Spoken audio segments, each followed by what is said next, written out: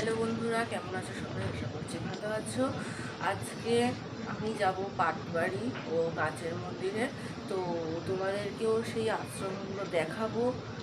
তো সঙ্গে থাকো। তো বন্ধুরা দেখো, আজকে বৃহস্পতিবার থাকায় আমি আজকে ঘরে ফুল দিয়ে পুজো দিয়েছি।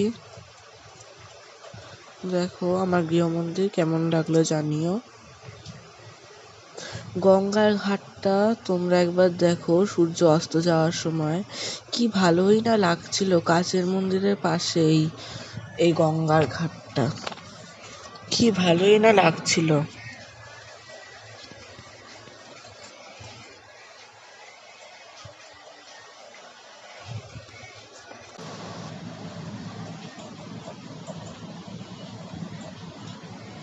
তো দেখো বন্ধুরা, সূর্য যখন অস্ত যায়,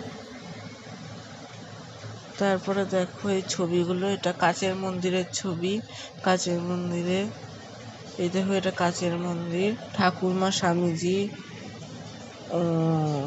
মা কালী এখানে অধিষ্ঠান করেন। এবং পাটবাড়ি যাওয়ার পথে কিছু কিছু মন্দিরে পড়েছিল তার ফটো।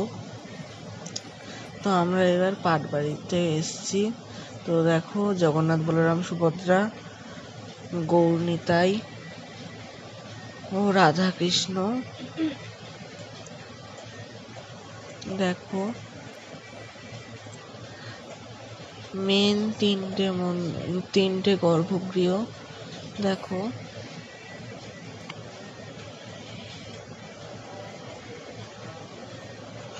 তখন সেখানে নাম গান হচ্ছিল।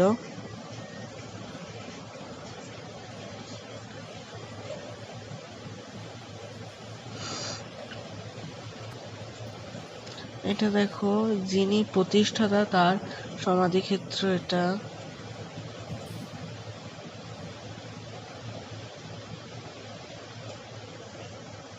দেখো, আর রাস্তার পথেই মা মনসা ও শীতলার ভিডিওটা কেমন লাগলো? আশা করছি ভালো লেগেছে।